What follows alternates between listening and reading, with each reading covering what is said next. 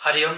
जय श्री कृष्णा। एक बार फिर से कर्मकांड बाय आनंद पाठक में आप सभी का मैं स्वागत करता हूं। और ज्योतिष की जो श्रृंखला चल रही है उसका और एक महत्वपूर्ण वीडियो है। हालांकि शायद आपको ये हो सकता है इस वीडियो को देखने के बाद कि ज्योतिष का और आज के विषय के साथ कौन सा संबंध है या किस प्रकार से वह समन्वय हो सकता है।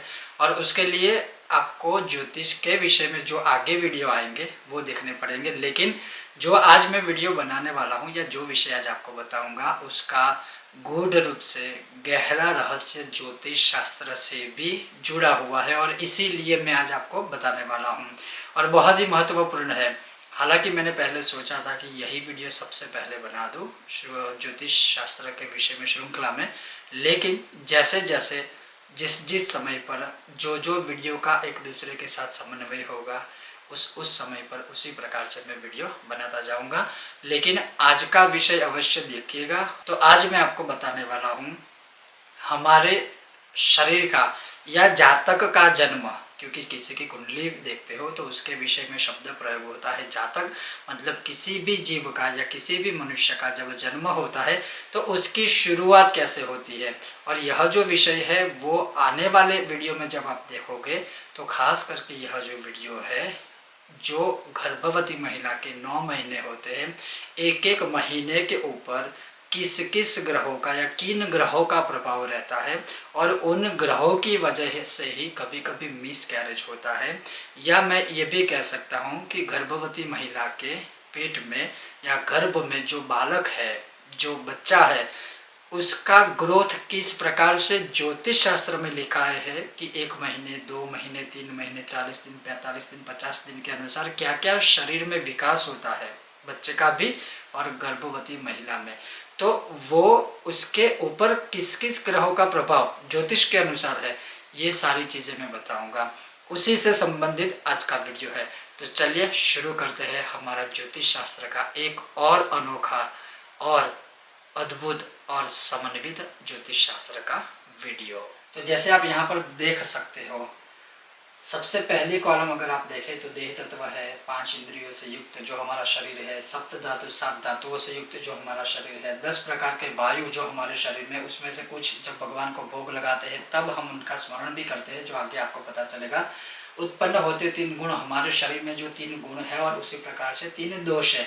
अब आपको ये भी होगा कि इन सारी चीज़ों का ज्योतिष शास्त्र से क्या संबंध है, तो वो आने वाले समय में, आने वाले वीडियो में आपको सारी चीज़ें डिटेल में पता चलेगी और तभी जाके आप एक अच्छे प्रेडिक्टर बन सकते हो। ज्योतिष शास्त्र में सबसे अच्छा भविष्य फल कथन और प्रेडिक्शन कर पाओगे डिटेल में। तो ये सारी चीज़ें जहाँ से मनुष्य का जन्म, जातक का जन्म होता है, वहाँ से शुरू होती है। तो देह तत्व मतलब शरीर में, हमारा शरीर जो है पंच तत्व से युक्त है, उनके नाम है। तो देह तत्व मतलब जो हमारा शरीर है, शरीर के जो पंच तत्व है, आकाश, वायु, अग्नि, जल और पृथ्वी, हम सब जानते हैं। उसी प्रकार से शरीर में 5 इंद्रियां, वैसे 11 एकादश इंद्रियां बताई गई है और भी देखें तो शरीर में बहुत सारी इंद्रियां हैं। लेकिन ज्योतिष शास्त्र से युक्त, ज्योतिष शास्त्र में जो इंद्रियों का समन्वित होता है, समावेश होता है, वहाँ यहाँ पर इसकी बात है कि 5 इंद्रियों से युक्त शरीर, जिसमें स्तोत्र, जिह्वा, घ्राण, त्वचा और नेत्र है। उसी प्रकार से हमारा जो शरीर है वो 7 धातुओं से बना है, रस, रक्त, मांस, मेद, अस्थि, मज्जा और वीर्य। और उसी प्रकार से 10 प्रकार के वायु हमारे शरीर में है, प्राण, अपान, व्यान, उदान, समान, नाड़ी, कूर्म, कुंडुल, देवदत्त और धनंजय। अब यहाँ पर शुरुआत के 5 देखें, प्राणाय नमः, अपानाय नमः, व्यानाय नमः, उदानाय नमः, समानाय नमः।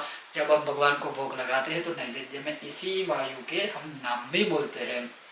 हमारे शरीर में यह 10 प्रकार के वायु है। उसी प्रकार से शरीर से उत्पन्न होते 3 गुण है, सत्व सात्विक गुण, रजस राजसिक गुण और तमस मतलब तामसिक गुण।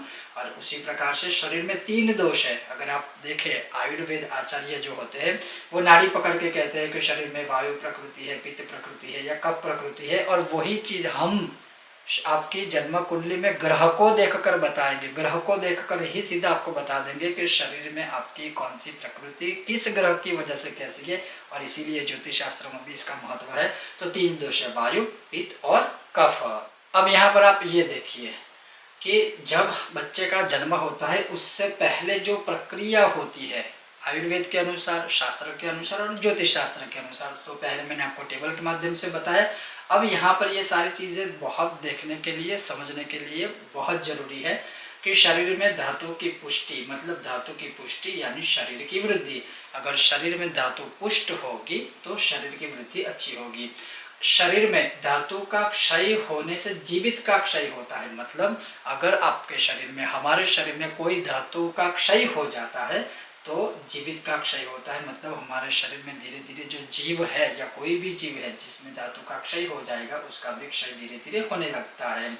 धातु के आधार से ही जीव जीवित रहता है। हमारे शरीर में जो धातु है उसकी वजह से ही हम सब जीवित रह सकते हैं।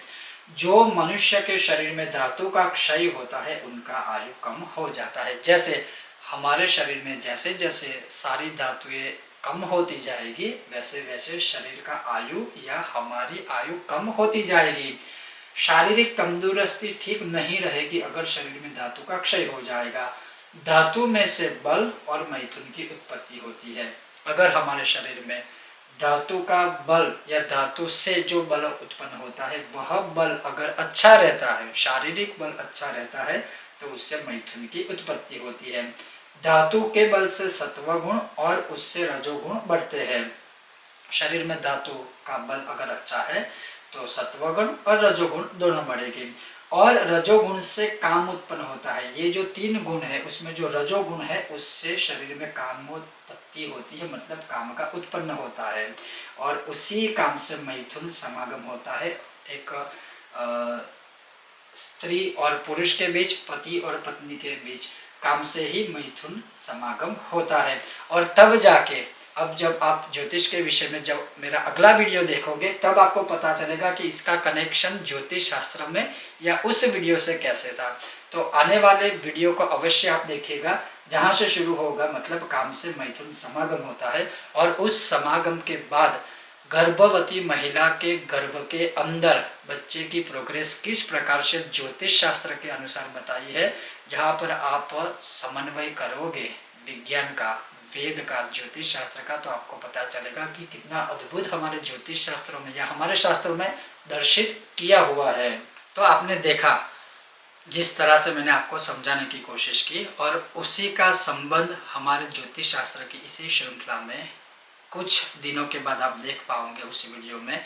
और जहां इस वीडियो का अंत हुआ है, इस विषय का जो मैंने आपको समझाया कि समागम के बाद बच्चे का, मतलब जातक का जन्म जो होता है और गर्भवती महिला की 9 महीने की जो यात्रा होती है और उसके गर्भ में जो बच्चा पलता है उसकी जो प्रोग्रेस होती है गर्भ के अंदर, और गर्भवती महिला और उस बच्चे के ऊपर महीनों के अनुसार किन किन ग्रहों का प्रभाव रहता है और किन ग्रहों की वजह से मिसकैरेजेस होते हैं, वो आपको आने वाली श्रृंखला या ज्योतिष के विषय में जो आने वाले वीडियो होंगे उसमें आप देख पाओगे। ऐसे ही अद्भुत ज्योतिष शास्त्र के विषयों को देखने के लिए, स्वयं ज्योतिष सीखने के लिए देखते रहिए कर्मकांड बाय आनंद पाठक। और अगर आपका वीडियो और विषय पसंद आते हैं, बिना भूले वीडियो को लाइक कीजिएगा, ज़्यादा से ज़्यादा शेयर कीजिएगा, और चैनल पर नए हो तो सब्सक्राइब करना मत भूलिएगा। आप सभी का हृदयपूर्वक धन्यवाद।